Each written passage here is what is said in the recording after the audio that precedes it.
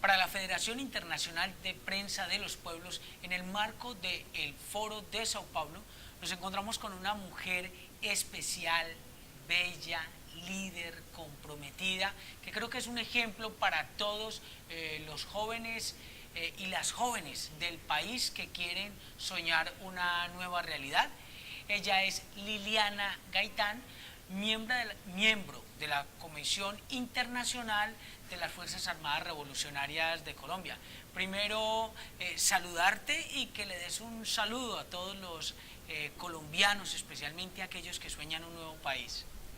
Bueno, pues realmente es muy gratificante para nosotros encontrarnos en este foro de Sao Paulo porque ustedes de pronto, pues para muchos será una información nueva, pero las FARC fue fundadora del foro de Sao Paulo hace muchos años, pero por motivos de la misma confrontación armada estuvimos ausentes. Entonces esa ausencia se notó aquí en el foro mucho tiempo y después de tantos años volvemos al foro con una participación muy importante y entonces pues nuestro saludo al pueblo colombiano que cree en una Colombia diferente, que cree que es posible construir una nueva sociedad, una sociedad más justa, con igualdad de condiciones, con igualdad de derechos políticos, con un futuro mejor. Pues un saludo muy especial desde esta ciudad hermosa de Managua, Nicaragua, para todos aquellos colombianos y personas que nos vean. Bueno, Liliana, creo que, digamos, mucha agua tiene que correr para que una mujer guerrillera tenga todo, digamos, ese viaje entre su nacimiento hasta llegar el día de hoy a Managua. ¿Dónde nace Liliana y de alguna manera cuáles son esos saltos dentro de su historia para llegar hoy aquí con el compromiso de un nuevo país? Bueno, pues yo tengo 35 años, comenzaría diciendo mi edad. Yo nací en un pueblito del Meta que se llama Lejanías. Lejanías Meta, es un pueblo muy bonito.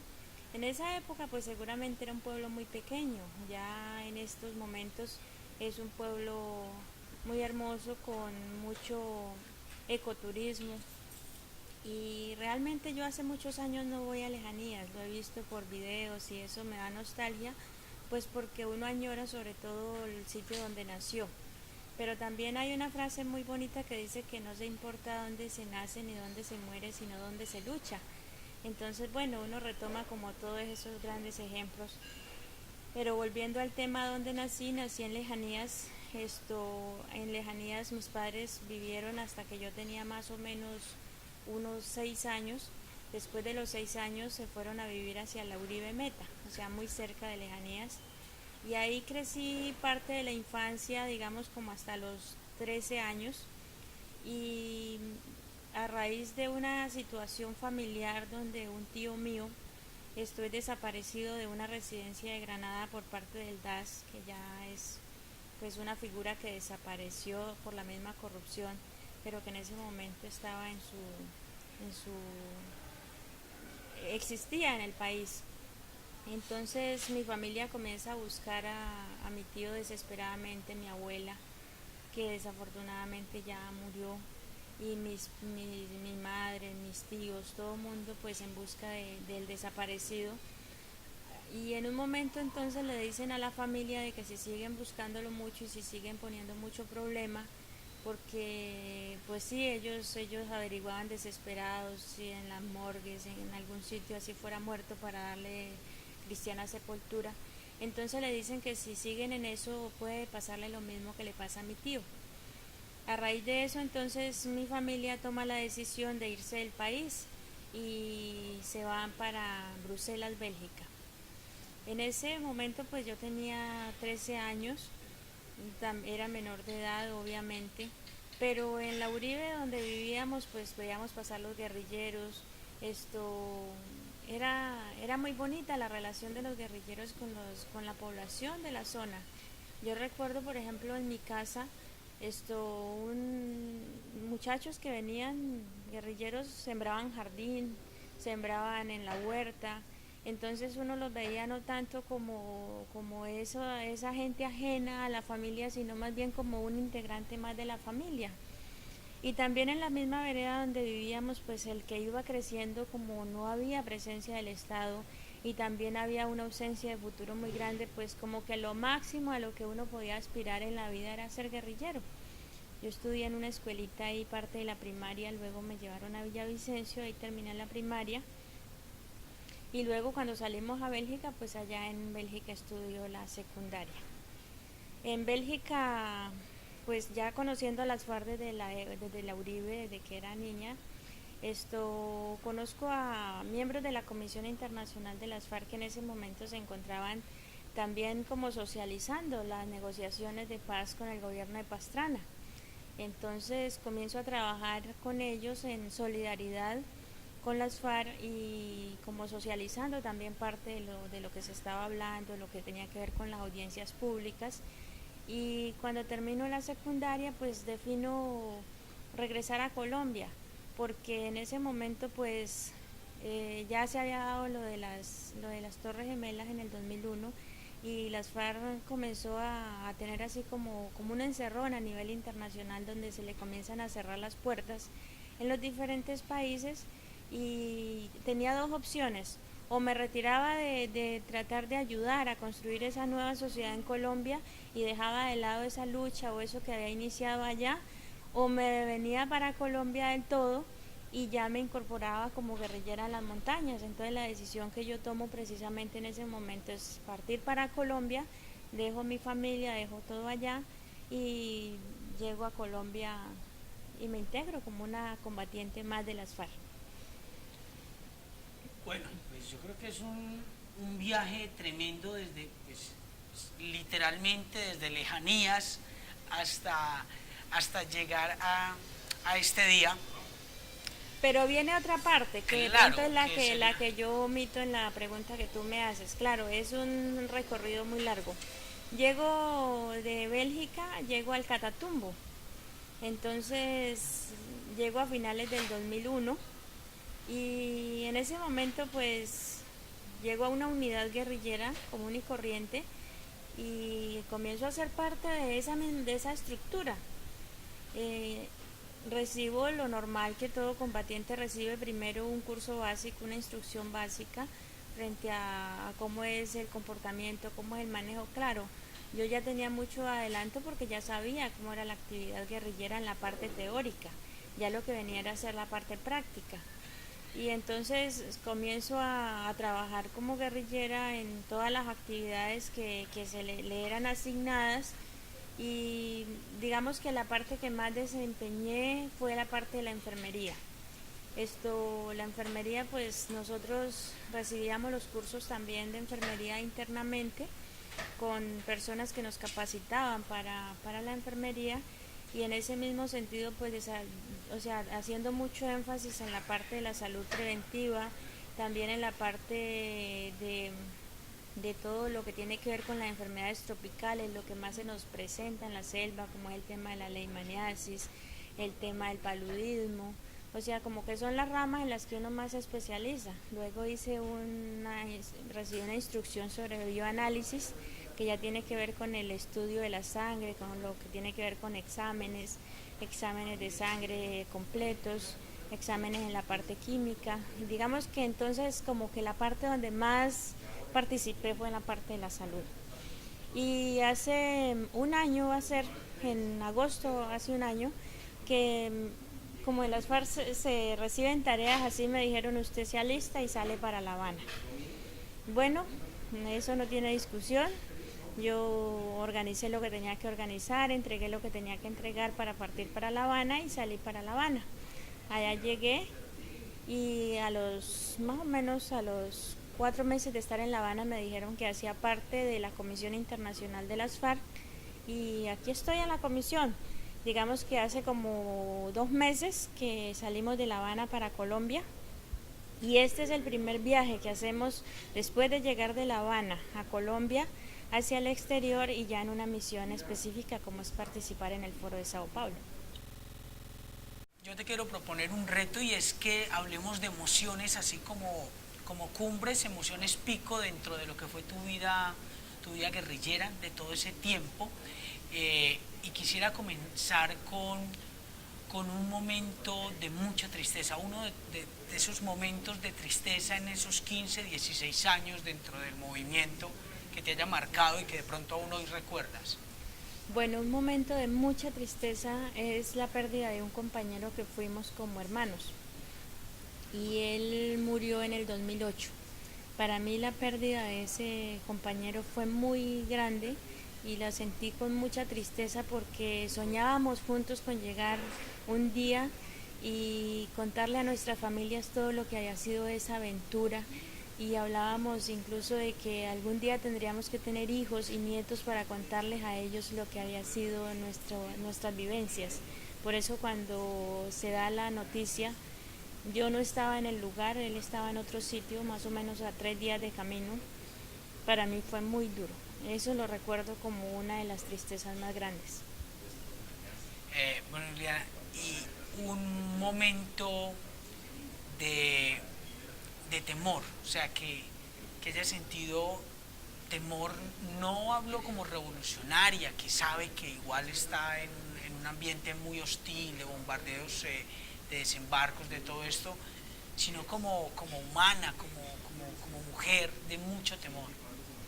Pues pienso que uno de los momentos de temor, o sea, es que en medio de la guerra uno sabe que está expuesto a cualquier situación, y de pronto la muerte hace parte como de ese orden del día que aunque uno no quiera, esto es una realidad. Pero el tema de los bombardeos, de todas maneras, siempre fue un momento que a muchos me imagino que nos marcó, porque era escuchar las noticias, era decir en tal parte bombardearon, en tal parte bombardearon a otro campamento, y era esperar como el momento en que a uno le correspondía ese momento. Un momento de alegría, de una euforia tremenda como Carolina, que era tu nombre dentro de la organización. Un momento de mucha alegría. Pues pienso que un momento de alegría fue cuando vimos la posibilidad en este proceso de paz de que se lograra llegar a un acuerdo y donde no se derramara más sangre de personas colombianas, de personas humildes, porque los que murieron y los que participamos en la guerra fuimos hijos de pobres. Aquí no participó ningún hijo de un rico. Así que esa fue una alegría muy grande recibir esa noticia. Bueno, y ahora que, digamos, de alguna manera te reencuentras con soldados, con policías en las zonas veredales, en eventos, por la misma seguridad que les prestan inclusive, ¿cómo ha sido ese encontrarse entre, como dices, pobres y pobres que se mataban? Es una experiencia muy interesante, porque una de las cosas que es muy importante es decir que a nosotros nunca nos inculcaron odio hacia los militares ni hacia los policías. O sea, nosotros teníamos claro que nuestra lucha era una lucha de clases, que nuestro enemigo era un enemigo muy focalizado y que el enemigo es el que nos tiene a nosotros en la situación que nos tiene, pero a nosotros como pueblo. Entonces sencillamente veíamos a los militares y a los policías como aquellas personas que estaban en el lugar equivocado, que ya estaban defendiendo unos intereses que no les correspondían a ellos defender, porque ellos no eran dueños de nada, no eran dueños de empresas, no eran dueños de las petroleras, no eran dueños de las multinacionales, pero estaban exponiendo su vida por defender los intereses de los que le pagaban. Y nosotros estábamos en el otro extremo defendiendo los intereses de los desposeídos, de los pobres. Entonces digamos que éramos iguales, pero defendiendo causas diferentes. Eso siempre lo tuvimos claro. En nuestras canciones, en lo que cantábamos en las horas culturales, siempre reflejábamos como ese sentimiento hacia el... Incluso hay una canción que titula Hermano Soldado, Hermano Policía, donde se le dice a los policías que se vinieran a luchar al lado nuestro, que entre los tres lograríamos la toma del poder. Desafortunadamente eso no se dio, pero en mi corazón yo no conservo ningún rencor, ningún resentimiento con el ejército o con la policía. La primera experiencia de ver a la policía y al ejército así como tan cerca y ya no en ese ambiente de guerra como antes, fue en marzo del año pasado, no, del año antepasado, espérate, sí, del año pasado, que salimos a Pedagogía de Paz Antioquia. Entonces del bloque Magdalena Medio, pero de la región del Catatumbo, salimos a la parte de Antioquia.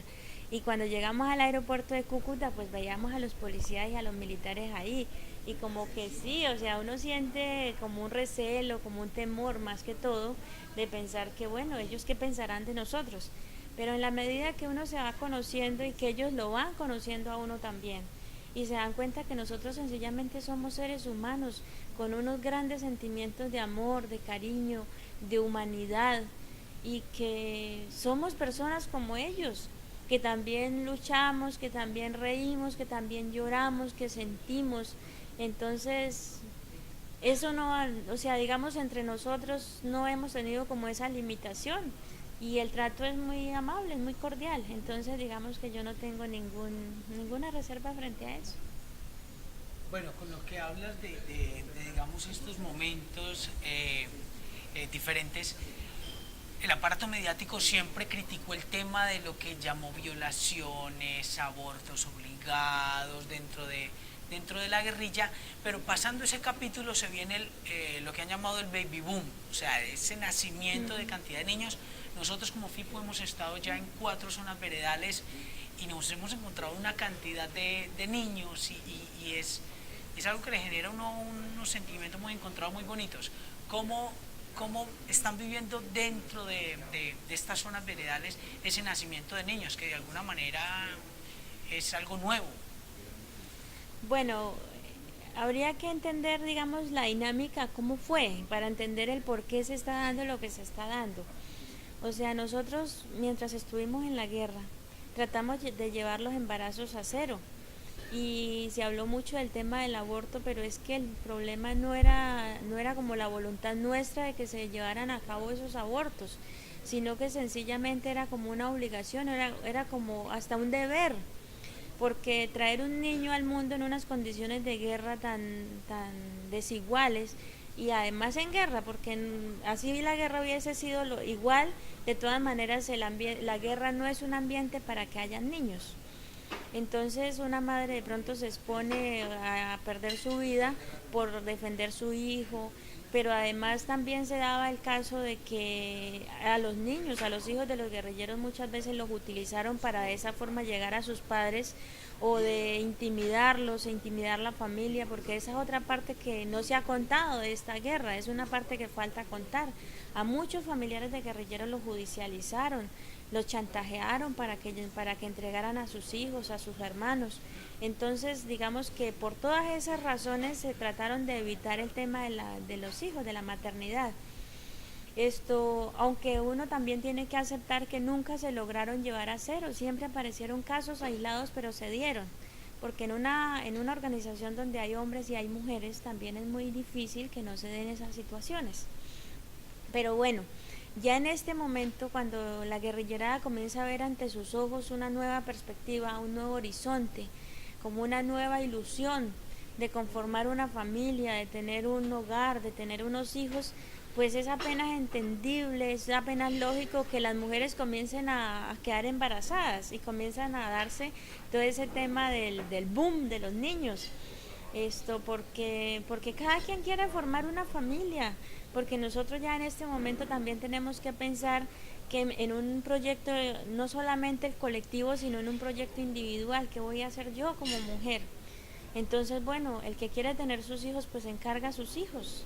Entonces yo pienso que eso es lo que explica por qué razón se vienen dando como este esporádico crecimiento así de los niños, y que realmente genera una sensación de mucha sensibilidad. Yo hace poco estuve en la zona de Icononso, hace más o menos una semana, y entonces le dicen a uno, bueno, hay tantas embarazadas, hay tantos niños, hay tantas niñas, y lo que en mi caso me quedo pensando es, bueno, en este momento que estamos en la parte de la implementación de los acuerdos, donde aún hay muchas cosas que están en el limbo, donde muchos de nosotros no sabemos qué va a hacer a partir del día que se acaben las figuras jurídicas de las zonas, pero además que ya se acabe todo este proceso de la dejación de armas. Entonces ¿qué va a hacer de la vida de esos niños? Uno espera que esos niños tengan un mejor futuro, un mejor mañana, pero de todas maneras no deja de haber una gran incertidumbre frente a eso. Digamos que esa es como mi apreciación personal frente al futuro de esos niños, porque de todas maneras hay una gran responsabilidad en lo que esos niños van a hacer el día de mañana. Liliana, ¿qué le gusta hacer? ¿Qué música le gusta? ¿Cuáles son sus grupos o cantantes? O si le gusta leer algo, o le gusta caminar, o le gusta dormir. Bueno, ¿quién es Liliana la revolucionaria? Pero ¿quién es esa Liliana La mujer. soñadora y mujer? Bueno, pues mis gustos son muy variados en cuanto a música. Me gusta todo tipo de música, no tengo ningún problema con la ranchera, no tengo ningún problema con los vallenatos, me gustan las baladas, me gusta la música, un poco el reggaetón, pero un poco ya, un poco menos. Pero digamos que me gusta casi todo tipo de música, la salsa. Lo que realmente no me gusta es el baile, nunca he sido una buena bailarina y nunca aprendí a bailar porque no ha sido como como de mi gusto, de mi agrado. Esto, en la lectura me gusta leer mucho sobre temas de historia. Me gusta la historia, me gusta también estudiar algo sobre geografía, algunas novelas. Bueno, digamos que más o menos así en cuanto a gustos.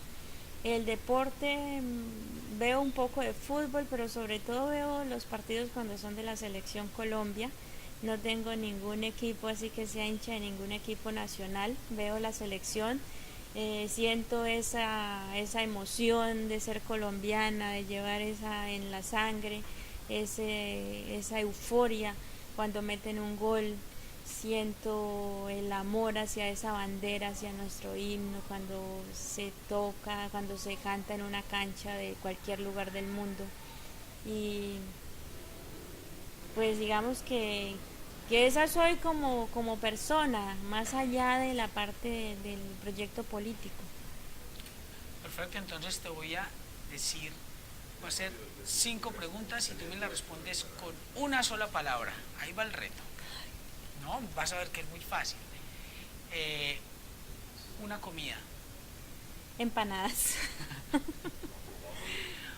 Un lugar para conocer. Em, la Feria de las Flores de Medellín. Ah, qué bueno. Te esperamos ahora en 15 días. Un lugar que recomendarías conocer porque es mágico. Luxemburgo. Ah, bueno, me lo puso difícil. Un nombre para un hijo o una hija. Barney. Y si fuese una niña, Carolina, para contarle la historia de por qué se llama Carolina y que fue el nombre que llevé durante el tiempo que fui combatiente de las FARC. Wow, perfecto. Y finalmente, ¿qué sueñas para Colombia? Para Colombia sueño ver una Colombia justa, una Colombia con igualdad, una Colombia donde no se vean en la calle indigentes, donde no se vean niños en los semáforos pidiendo, donde no haya tanta desigualdad social. O sea, sueño con una Colombia donde tengamos espacio todos, sin importar el color, el sexo, la raza, sin importar nada, sin ningún tipo de discriminaciones. Esa es la Colombia que sueño y por la que he luchado. Bueno, nos acompañó la madre de Carolina, una soñadora de Colombia. Ella es Liliana Gaitán, miembro de la Comisión Internacional de las Fuerzas Armadas Revolucionarias de Colombia desde Managua. Ahora quiero que te despidas invitando a esas nuevas generaciones soñadoras que quieren transformaciones a que tomen la bandera que asumiste desde los 15 años y continúen trabajando por esa nueva Colombia. Bueno, para esa juventud que al igual que me sucedió a mí, que en un momento de mi vida de adolescente soñé y creí que en Colombia puede haber una sociedad diferente, los invito a que se unan en este proceso de lucha por un cambio.